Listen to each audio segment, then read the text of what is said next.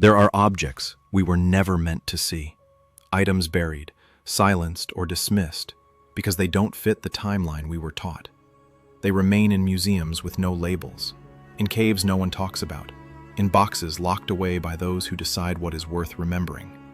But these objects, they remember. They whisper of forgotten civilizations, of technologies out of place, of stories that threaten the comfort of history as we know it. What if the past is not linear? What if there were loops, resets, and things left behind? This is not a story of proof. It's a story of resonance, of strange items that awaken something inside us. 7 artifacts, 7 enigmas, 7 cracks in the illusion. Because some objects don't belong in museums, they belong in questions, and once you see them, you can't unsee them. This is the tale of the 7 objects history tried to erase forever. In 1936, near London, Texas, a couple found something impossible. A wooden-handled hammer, encased in solid rock. But the rock wasn't recent. Geologists dated it to over 400 million years old. That's long before humans, or even dinosaurs, were supposed to exist. The hammer itself was analyzed. A strange mix of iron, chlorine, and sulfur, unusual, even by modern standards. Some dismissed it as a hoax, others avoided speaking of it altogether. But one question lingers. How can a man-made tool be trapped in ancient stone? Was time altered? Was this object left behind by a forgotten epoch? Or is reality far more layered than we admit? This hammer isn't just a mystery. It's a fracture, a crack in our understanding of time. And it asks something unsettling. What else lies hidden beneath the surface, not by nature, but by design? The Antikythera mechanism was found at the bottom of the sea in 1901, covered in rust, forgotten by time. But once opened, it revealed a clockwork system with over 30 bronze gears. It could track the sun, moon, and planets with astonishing precision, something we thought impossible for the ancient Greeks. But was it even Greek?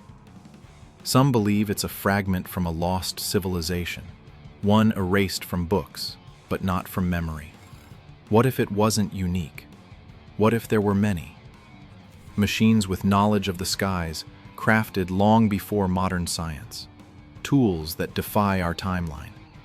The mechanism is not just an artifact.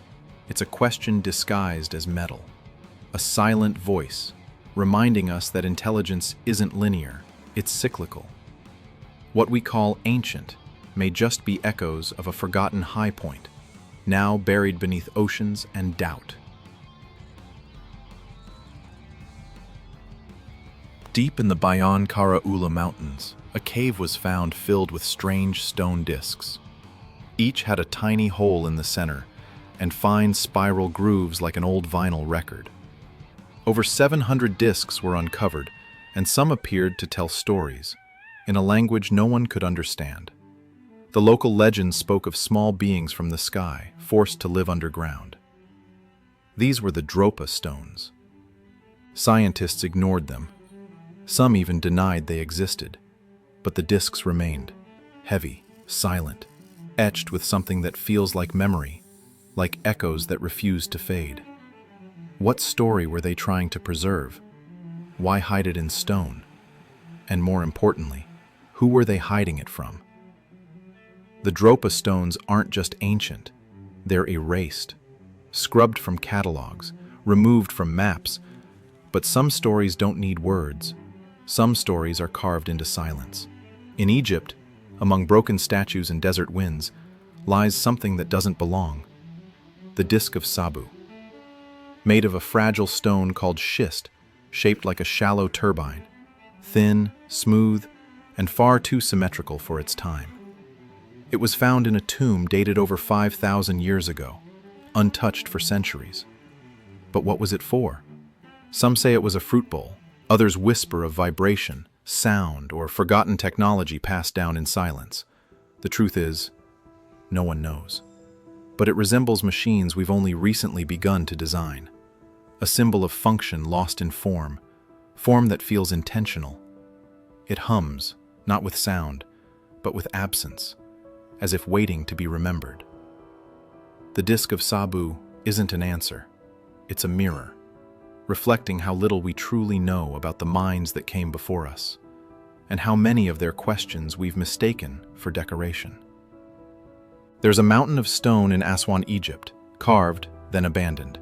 It was meant to be the largest obelisk ever made, nearly 1,200 tons of solid granite. But it cracked during construction, and it was left behind, as if frozen mid-thought. Yet what stuns researchers isn't just its size, it's the technique. There are no chisel marks, no signs of primitive tools. The granite looks as if it was shaped with heat or vibration, smoothed in ways we can't explain, as if the rock had been softened. This unfinished obelisk reveals more than the finished ones, because it shows the process, or rather, a process we can't replicate, even today. Who could move such a thing? How? And why abandon it? Maybe it cracked, or maybe it wasn't meant to be seen. Like a message left incomplete, a symbol that whispers, they were not as primitive as we've been told. In 1912, in Mexico, a farmer unearthed dozens of small figurines. Dinosaurs, humans, creatures that don't belong together. Some were dated over 2,500 years old.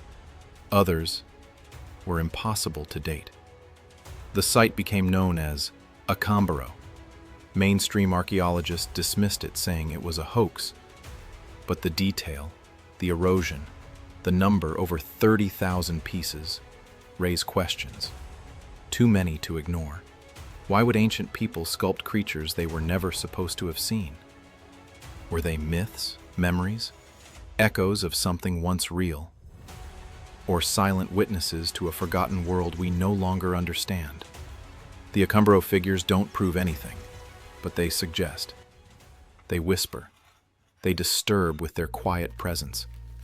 They ask us to look again, because sometimes what we call impossible is just what we haven't been allowed to consider. The Voynich manuscript is a book no one can read. Its pages are filled with unknown symbols, plants that don't exist, and naked women floating in strange diagrams. Carbon dated to the early 1400s, yet completely undeciphered. Some say it's a hoax. Others believe it's a code, one that requires not knowledge, but intuition to understand. Its language flows like thought, like dream, like memory encoded in metaphor. What if it wasn't meant to be read, but remembered? A symbolic system for the subconscious, a mirror for the inner world. The Voynich manuscript is not a book, it's an initiation, a test. It feels familiar, even if you've never seen it, like something you forgot long ago, calling you back through symbols and silence. Some say it's nonsense, but nonsense doesn't echo in your bones. This book does. 7 objects, 7 questions, and none with answers we're allowed to keep. These artifacts don't shout, they whisper. They don't prove, they suggest. But sometimes, suggestion is louder than fact, because what they activate is not logic, but memory, a deep knowing, a sense that history, as we've been told, is only a thin surface. Beneath it, something older breathes, not in books, but in stone, in symbols, in shapes we keep rediscovering across time. Perhaps these weren't objects to be studied. Perhaps they were mirrors to make us remember who we were, and maybe who we still are. Because once you start seeing these patterns, you can't go back. You're not just learning, you're remembering. And remembering is dangerous to those who prefer silence. Welcome to HiddenCodeYT. This is where forgotten things awaken again.